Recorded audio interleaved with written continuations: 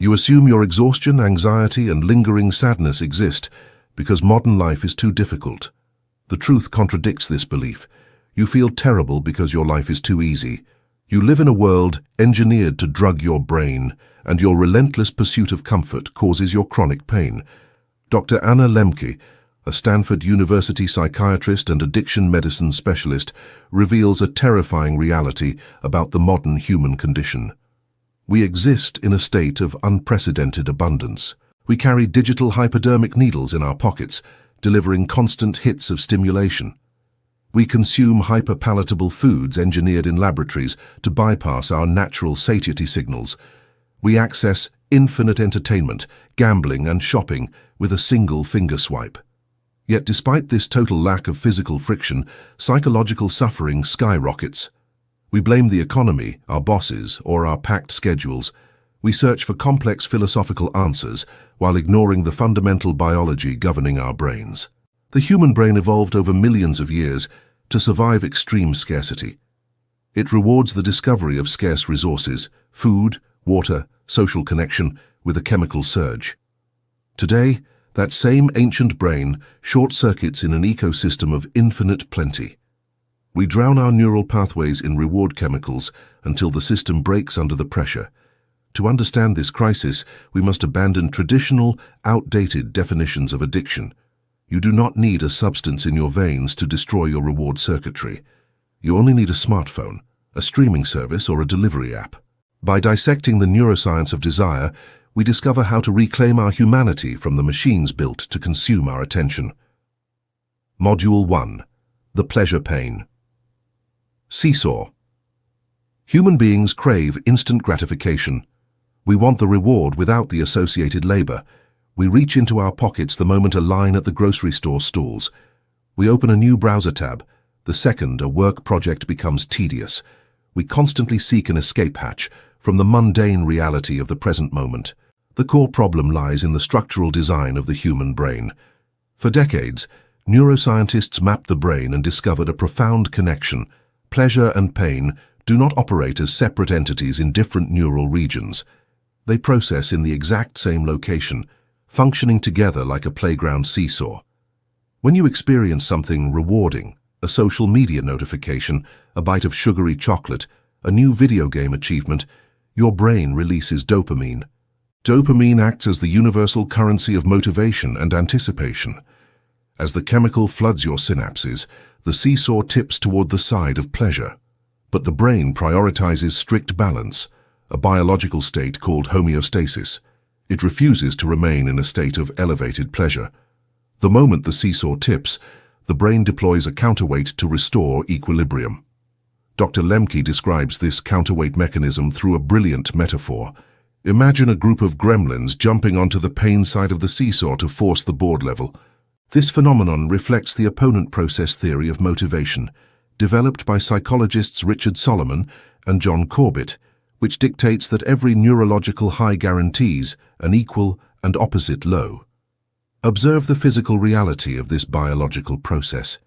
You sit on the couch and scroll through an endless feed of short-form videos for 2 hours. At first you feel a hum of amusement, but watch your body. Your eyes dry out and burn from staring at the blue light. Your neck locks into a rigid forward slump, compressing your cervical spine. Your breathing turns shallow, trapped high in your collarbones. When you finally lock the screen and put the device down, an invisible, crushing weight settles behind your ribs. Your jaw clenches. A restless, agitated itch vibrates in your hands. This is the physical manifestation of the gremlins occupying the pain side of your neural seesaw. You experience a microdose of withdrawal. We repeat this damaging cycle from the moment we wake up until we fall asleep. Recent data reveals the massive scale of this crisis. Over 56% of Americans recognize they suffer from phone addiction, and the average user now checks their device a staggering 186 times a day. With every single check, we flood the brain with dopamine. With every subsequent crash, more gremlins gather on the pain side. Over time, they pitch tents and build a permanent camp on the seesaw. You enter a state of neuroadaptation. The seesaw gets stuck on the side of pain. This state represents a chronic dopamine deficit. When you reach this baseline, ordinary life loses its color and vibrancy. Food tastes like ash. Conversations with friends feel hollow and exhausting. A sunny morning offers zero joy. You no longer consume the digital stimulus to feel good. You consume it just to stop feeling miserable. The antidote requires absolute starvation. Dr. Lemke prescribes a strict dopamine fast. For 30 days, you must abstain entirely from your primary behavior of overconsumption. 30 days represents the biological time required for the brain to clear the gremlins, upregulate dopamine receptors, and reset the seesaw to a neutral baseline. The first 2 weeks produce intense physical agitation, insomnia, and irritability, but by week 4 the capacity to enjoy subtle, quiet moments returns. Abstinence resets the broken brain, but what happens when the pain you feel isn't just withdrawal, but a misdiagnosed illness? The answer changes how we view modern medicine. Module 2. The myth of the chemical cure. We feel the chronic, hollow ache of the dopamine deficit and rush to medical professionals for salvation. We sit in sterile examination rooms and describe our lack of motivation, our persistent dread, and our inability to focus on basic tasks. We demand a diagnosis. We want a clinical label and a prescription pad to fix the broken machinery inside our skulls. We exist in an era that medicates the symptoms of overconsumption. We treat the physical fallout of our endless digital indulgence as organic disease. The data paints a grim, undeniable picture of this collective breakdown. Over the past decade, youth admissions to emergency rooms for severe mental and emotional distress have surged by 300%. Research indicates that teenagers who consume screens for more than 5 hours a day face a 20% higher likelihood of experiencing suicidal ideation. Furthermore, users who spend heavy amounts of time on social media are 5 times more likely to report suffering from depression. Picture a patient sitting in a clinical office, the teenager's shoulders round forward, collapsing inward to protect the chest. The voice lacks any melodic inflection, sounding flat, tired, and mechanical. The gaze remains fixed on the scuffed floorboards, avoiding all human eye contact. The traditional medical instinct dictates a chemical intervention, a pill to boost serotonin, norepinephrine, or dopamine. But Lemke argues we confuse the agony of a dopamine deficit with natural psychiatric illness. Our healthcare system operates on a military model of medicine, prioritizing mechanistic interventions over understanding human behavior. When we add pharmaceutical chemicals to fix a neural imbalance caused by behavioral chemicals, the body rebels. The medication masks the root cause. The muscles remain lethargic. The stomach knots in a constant state of low-grade panic. The pulse races for no apparent reason, triggering random sweat on the palms. We run from the shadow of our own indulgences, layering chemical upon chemical, while the underlying wound rots and expands. The true cure demands radical honesty. Before accepting a prescription, you must catalogue your consumption. You must document the exact hours spent watching online videos, the precise amount of processed sugar ingested, the volume of digital pornography consumed. Telling the truth alters brain chemistry. The act of speaking facts aloud engages the prefrontal cortex, the brain's logic, reasoning, and planning center. This engagement overrides the primitive limbic system and reward circuits driving the compulsive behavior. By facing the ugly numbers, you force the brain out of denial and into reality. Honesty exposes the festering wound, but healing it requires a counterintuitive leap. You must learn to seek the one thing human nature begs you to avoid. Module 3. The pain. First paradox. The modern human spends its entire existence inside a temperature-controlled, calorie-rich, frictionless bubble. We engineer every ounce of discomfort out of our daily routines. We order hot food to our doorsteps with a thumb press. We adjust home thermostats to perfect, unwavering degrees. We rely on algorithms to choose our music, saving us the effort of deciding. We eradicate physical struggle from our path. This complete absence of friction destroys our biological resilience. Because pleasure and pain operate on the same neural balance, avoiding all pain tips the scale toward chronic, baseline suffering. When the body encounters zero physical struggle, it turns on itself. Dr. Lemke notes that 70% of global deaths stem from diseases caused by modifiable risk factors like inactivity, overeating, and smoking. We titillate ourselves to death. Observe the body deprived of struggle. You sit in an ergonomic office chair for 10 hours. You type on a silent keyboard. Despite the lack of physical exertion, your joints stiffen into rigid, aching blocks. Your breath turns shallow, barely moving the air in your upper chest, starving your brain of oxygen. Your digestion stalls, causing a heavy, bloated fatigue. A thick fog fills your skull. You feel exhausted, fragile, and weak, despite doing zero physical labor. The brain interprets this lack of struggle as a signal of biological decay. We possess bodies built for the harsh realities of the wild, but we warehouse them in padded rooms. To reverse this decay, you must press on the pain side of the balance. You must seek intentional, controlled discomfort. This harnesses the power of hormesis, the biological phenomenon where mild stress makes an organism stronger. Lemke shares case studies of patients who recover their lost joy by turning to brutal physical exercise or ice-cold water immersion. By choosing pain, you force the biological counterweight to respond. When you step into a freezing shower, the shock hits your nervous system like a physical blow. Your lungs gasp for air. Your skin stings as the temperature plummets. But the brain responds to this self-inflicted pain by releasing a massive, sustained wave of endogenous dopamine. The gremlins jump to the pleasure side to save you. Notice the physical transformation after enduring the cold. Your skin flushes bright red as blood rushes to the capillaries.